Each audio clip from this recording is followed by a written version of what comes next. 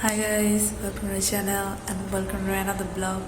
Guys, আপনারা কেমন আছেন? আশা করি ভালো আছেন। আমি ভালো আছি and welcome back again শিরিকোটা আজকে অনেকদিন পর শিরিকোটার কথা আমি ভিডিও করতে আসছি। এতদিন তো আপনারা জানেন যে বড় বোন ছিল, তার জন্য আমি ঠিকমতো ঘরে ভিডিও করতে পারতাম না, তাই বাইরে ভিডিও করতাম। তো এখন যে তোমার বড় বোনের বিয়ে হয়ে গেছে, তো পুরো ঘরটায় আমার যেতে হয়েছে। তো আমি আপাতত ঘরেই প্রায় ভিডিও করি কিন্তু আজকে অনেক দিন পর আবার সেই ভিডিও করতেছি আজকে। তো আশা করি আপনার আজকে ভিডিওটা ভালো লাগবে। গাইস, আমার বড় বোন যাওয়ার পর অনেক কিছু কথা গেছে, প্রায় অনেক কিছুই, কথাবার্তা, চাল চলন, এমনকি আমি আগে ঘুমাতে উঠতাম করে দিয়ে 8টা কি 7টার দিকে, এখন ঘুমাতে উঠি 9:30 10টার দিকে। ঘুমাই হচ্ছে আগে ঘুমাতাম হচ্ছে 1টার ভিতরে ঘুমায় যেতাম আর কি। 1টার আগে ঘুমানোর চেষ্টা করতাম, হয় হাইস্কালে 1টা না 12টা কি 12:30 এরকম টাইমে ঘুমাই যেতাম।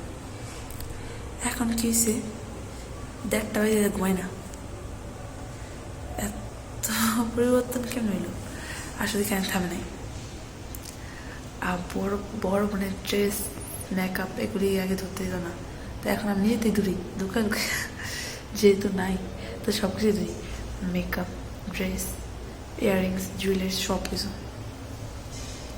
আর সেদিন একটা ভিডিওতে, ভিডিও না ঠিক, ফেসবুকে একটা পোস্ট করছিলাম, একটা কোথাও গেছিলাম, তো ওর জামা পরে গেছিলাম, তো পোস্ট করছে, ও ধরে ফেলছে, কি রে এটা তো আমার ড্রেস, তুই পছন্দ কেন? আমাকে সাথে সাথে নক দিছে।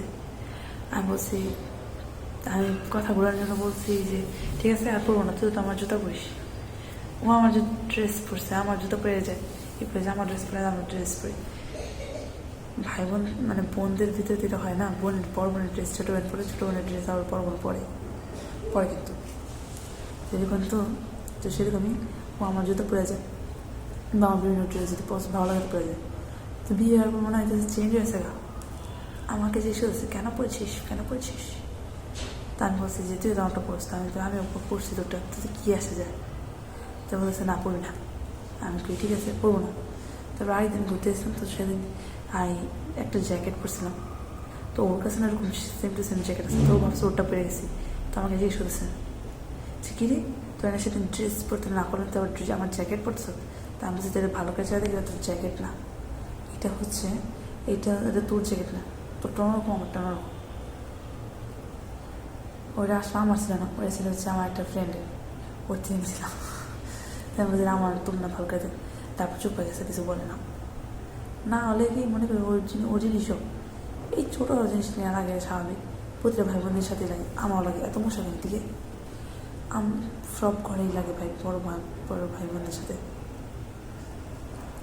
তো যাই ও বলতেছে যে আমার ড্রেস না নিষেধ। আমি বলছি ঠিক আছে, তো কিন্তু আমি এখনও করি, আমার মেকআপও ধরি। ও হয়তো আর কিছুদিন পর আরেকজন আসবে, তখন ওইটা নিয়ে যাবে মেকআপ বক্স, কারণ মেকআপ বক্স তো ও রেখে দেবে, মেকআপ বক্স নিয়ে যাবে, স্বাভাবিক।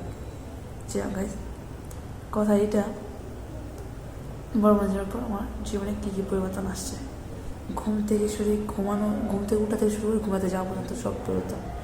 খাওয়া দাওয়া পরিবর্তন, আগে সকালবেলা খেতাম, তো বিকেল দিয়ে খেতাম, 3 বেলা প্রায় হয়তো, এখন 2 বেলা খাই, উঠি দেরি করে, তো খাই 2 বেলা, একবার সকালে খাই দুপুরে খাই, আর একবার রাত্রে খাই।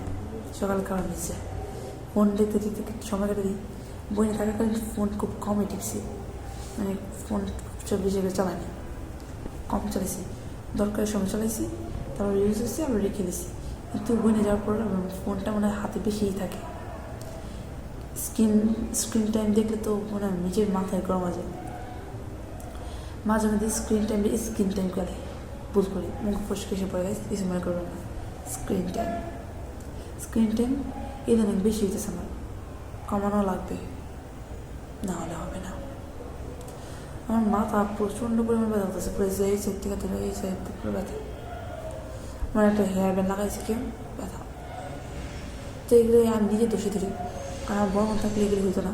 তার বড় বোন যেমন শাসন করতো, ওরা আদর করতো, হ্যাঁ ওই যদি কোনো কিছু চাইতাম দিত।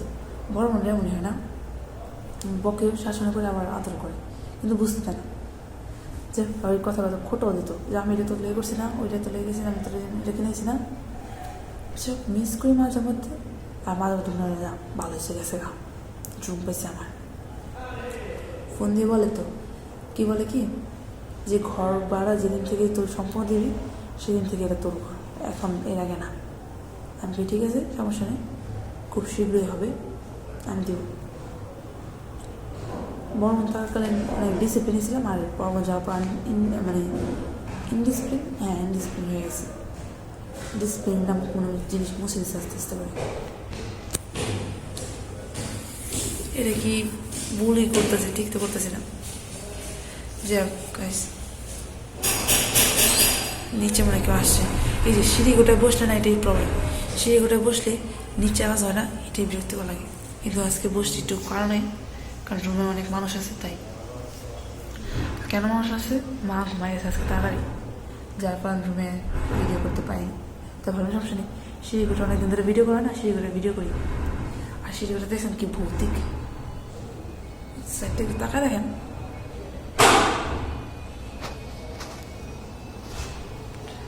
অদ্ভুত লাগে না? অনেকে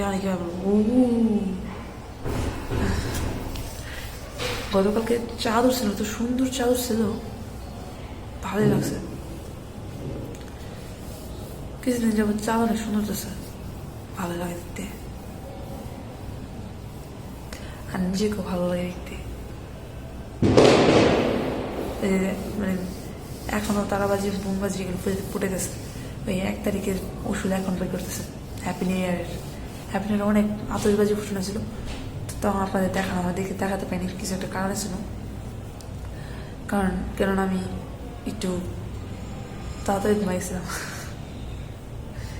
যাই হোক, আর নতুন বছর নতুন সব কিছু করতেছি, লাইফে অনেকটাই চেঞ্জ হয়েছে, যে চেঞ্জ ভাবি নাই কোনোদিন হবো, ওই চেঞ্জ হয়ে গেছে গা।